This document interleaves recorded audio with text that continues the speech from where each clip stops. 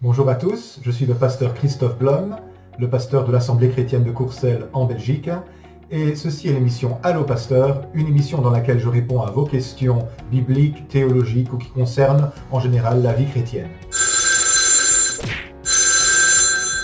Depuis que j'ai annoncé que j'allais commencer cette émission, j'ai déjà reçu plusieurs questions et au moins 2 personnes m'ont posé la même question, à savoir qu'est-ce qu'il faut penser du jeûne, étant donné que nous sommes en plein dans la pandémie du coronavirus et que le thème de la prière est au centre de toutes les préoccupations.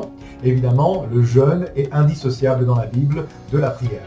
Alors je vous propose que l'on entre directement dans le vif du sujet et que l'on lise un passage où Jésus prie son Père et nous en tirerons quelques conclusions très intéressantes sur le thème du jeûne. Ce passage, en l'occurrence, c'est dans l'évangile de Luc au chapitre 5, les versets 33 à 39.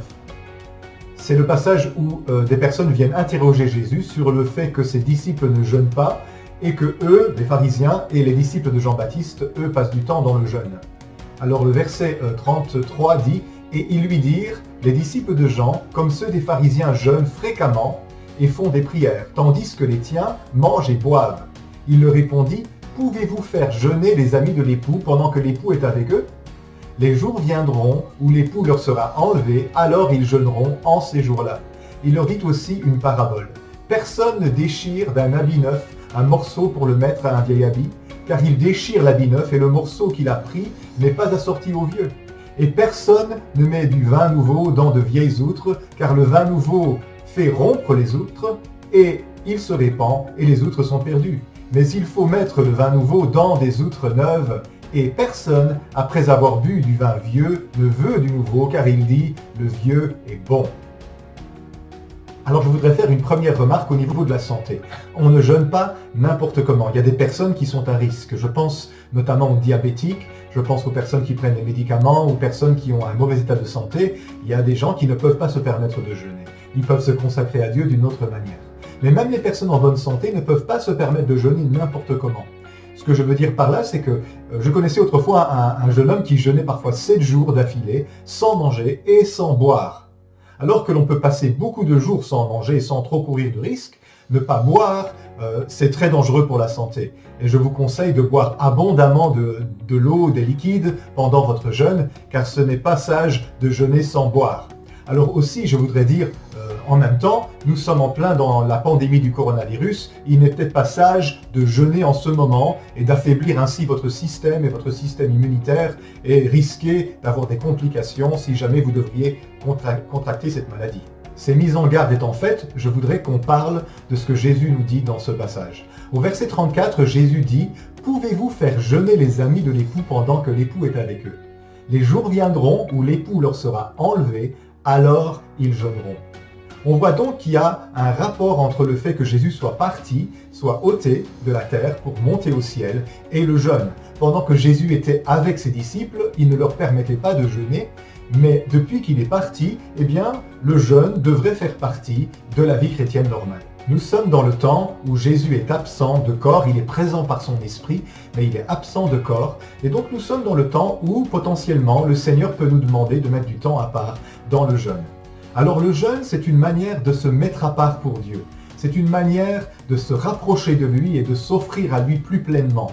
Jésus a dit, dans Matthieu au chapitre 4 au verset 4, « L'homme ne vivra pas de pain seulement, mais de toute parole qui sort de la bouche de Dieu. » Et donc, on voit bien que le jeûne est une manière de se mettre à part pour dépendre de la parole de Dieu, de dépendre de notre relation avec Dieu et nous rapprocher de lui.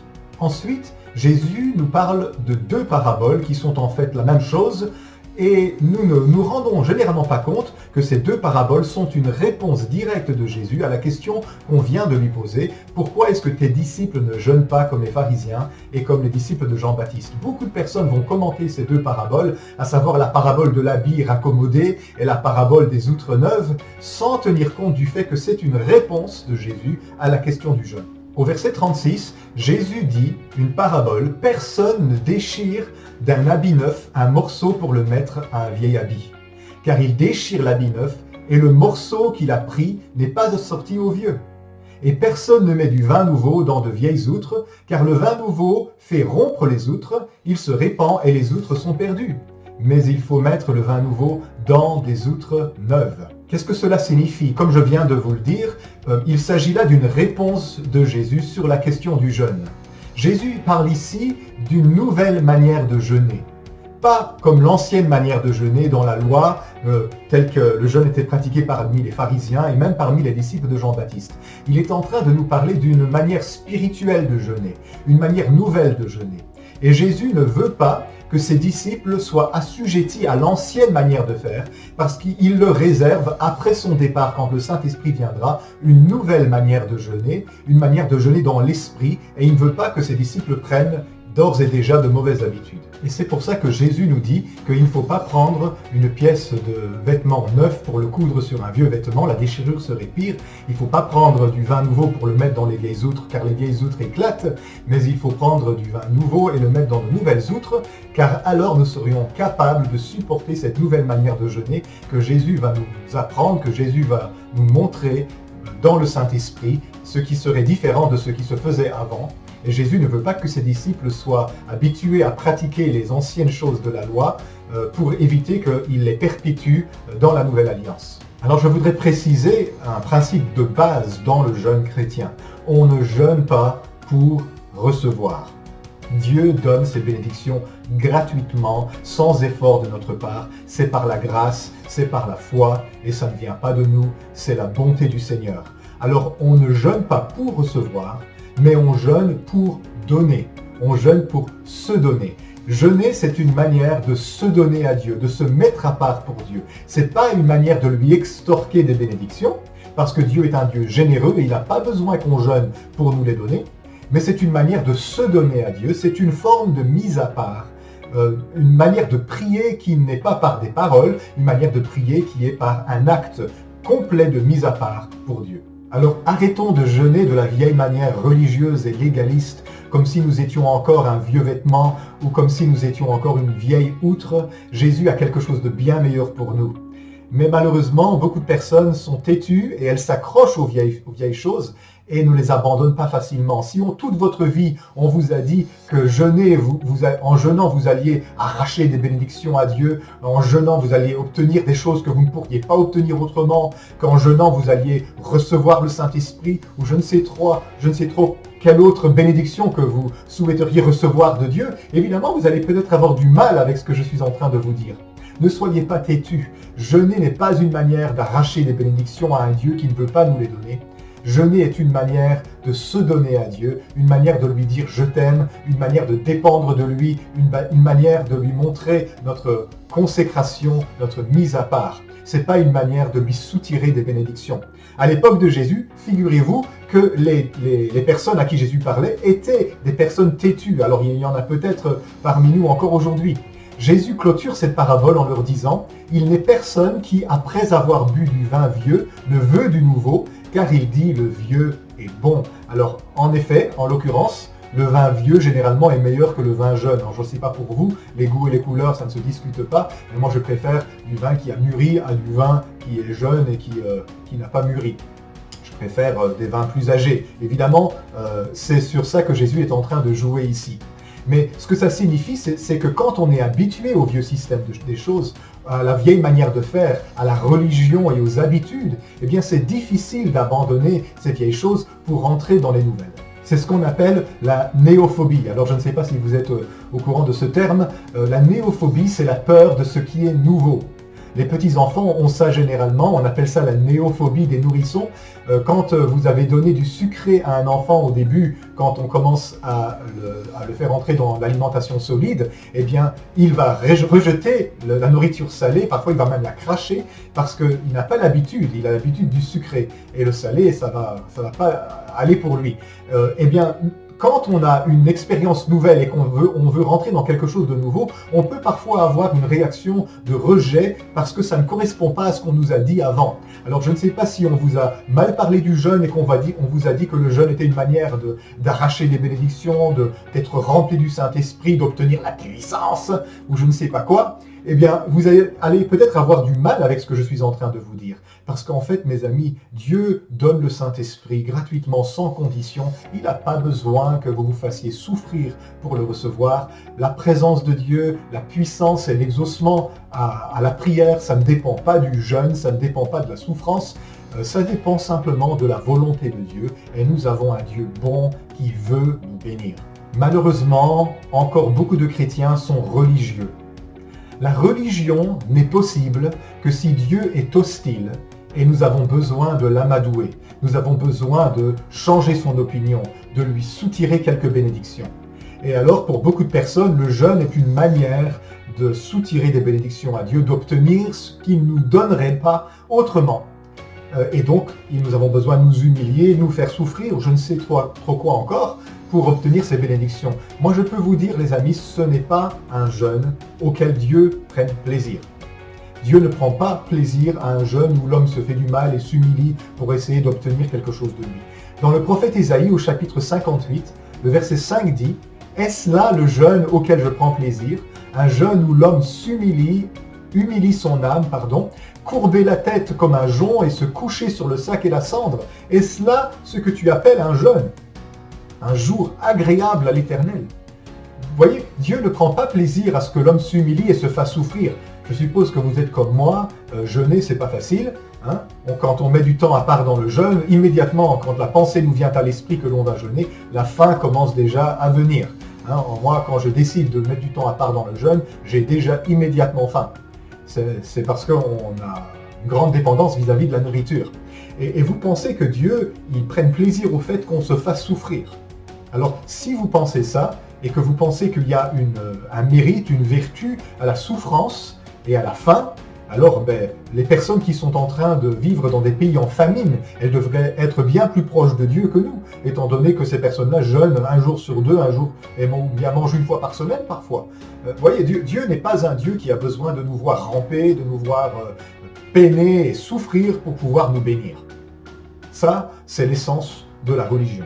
Dieu est bon et il veut pouvoir dire oui et amen à nos prières, évidemment pourvu qu'elles soient en accord avec sa volonté. Si ce n'est pas sa volonté, on peut jeûner toute l'année, ça ne changera rien. Dieu est un Dieu qui ne fait que sa propre volonté. Et nous avons besoin de nous aligner avec la volonté de Dieu. Alors, soit nous prions dans la volonté de Dieu et Dieu va nous exaucer, soit nous prions contre la volonté de Dieu et Dieu ne nous exaucera pas, même si nous mettons du temps à part dans le jeûne et dans la prière.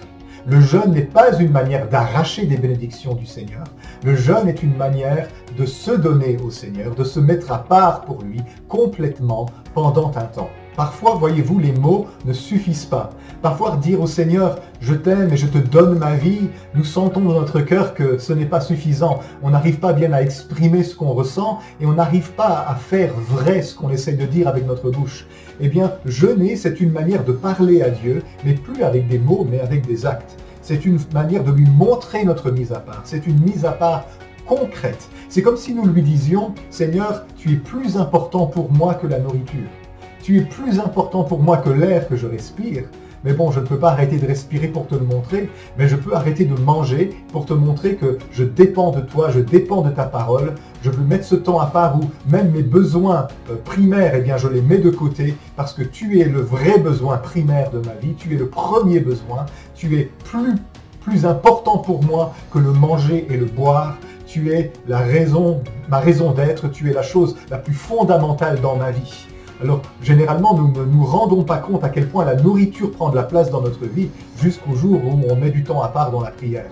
On pense tous qu'on mange parce qu'il faut bien ou parce qu'on a faim, jusqu'au jour où nous commençons à jeûner et là, nous nous rendons compte que notre besoin de nourriture est presque une addiction. D'ailleurs, il y a beaucoup de personnes qui ont des dérèglements alimentaires à notre époque et ne se rendent peut-être pas compte à quel point la nourriture peut même devenir une idole dans notre vie.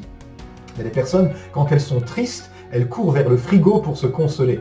Hein? Mais Dieu, il est celui qui veut nous consoler. Il veut être notre première consolation. Il veut être celui dont on dépend le plus. Jeûner, c'est une manière de montrer à Dieu que l'on met en pratique ce passage qui dit « Cherchez premièrement le royaume de Dieu et sa justice, et toutes choses vous seront données en plus. » Jeûner, c'est une manière de chercher premièrement le royaume de Dieu. et de vivre pour le royaume de Dieu. De dire à Dieu, je t'aime tellement que je veux me mettre à part pendant un temps et je vais mettre de côté mes autres besoins pour faire de toi mon seul besoin, mon principal besoin. Viens Seigneur, soyons intimes, passons un temps où nous allons être proches l'un de l'autre et je vais dépendre de ta parole, je vais manger ta parole, je vais me nourrir de ta volonté parce que tu es ce qui est le plus important pour moi. Voilà la raison pour laquelle les chrétiens doivent jeûner. Ça, c'est le vin nouveau que Jésus veut nous apporter. Et bien sûr, il y aura une expérience formidable avec ce vin nouveau du jeûne dans l'esprit. Que je ne décide pas moi-même, mais c'est poussé par l'Esprit. Quand l'Esprit me dit quand l'Esprit me dit combien je dois jeûner et de quelle façon je dois jeûner. Parce que figurez-vous qu'il n'y a pas qu'une seule manière de jeûner, il y a plusieurs jeûnes dont je ne vais pas parler dans cette vidéo, mais le Saint-Esprit peut nous mettre à cœur de faire un jeûne pendant une période pour telle ou telle raison, et ça c'est dans notre intimité avec Dieu. C'est pas quelque chose que nous on fait. C'est pas non plus quelque chose que l'on fait pour se punir. Il y a parfois des personnes, parce qu'elles ont commis tel ou tel péché, veulent faire pénitence et se faire souffrir. Alors j'ai péché 3 jours, je vais jeûner 3 jours. Et je vais lire le psaume 119 60 fois d'affilée. Dieu n'est pas intéressé par ce genre de comportement. Jésus a subi sur la croix toute la peine de nos péchés. Nous n'avons pas besoin de les expier par des efforts et des pénitences de ce genre. Ça ne sert à rien. D'ailleurs, j'ai même l'impression que ce genre de jeûne, bien que ça ait une apparence de piété, ça ne fasse que fortifier la chair et glorifier la chair. Le vrai jeûne dans l'esprit, c'est une mise à part conduite par le Saint-Esprit, quand nous sommes remplis du Saint-Esprit et nous allons à la rencontre de Dieu pour se donner à lui plus pleinement. Voilà, j'espère que j'ai répondu à la question sur le jeûne. Maintenant, s'il y a des autres questions à ce sujet-là, je suis prêt à y répondre aussi. Vous avez compris le concept de cette émission. C'est l'émission Allô Pasteur, une émission dans laquelle je réponds à des questions si je suis capable d'y répondre. Bien sûr, je n'ai pas réponse à toutes les questions. Et donc, vous pouvez m'envoyer des questions dans les informations de cette vidéo. Vous allez voir un lien vers un formulaire. Vous pouvez le remplir, entrer votre prénom, votre initiale si vous préférez, et poser votre question. Et si c'est une question qui revient, si c'est une question qui me semble appropriée pour ce genre de vidéo, je me ferai un plaisir d'y répondre. Que le Seigneur vous bénisse. Restez en sécurité et on se retrouve bientôt. Au revoir.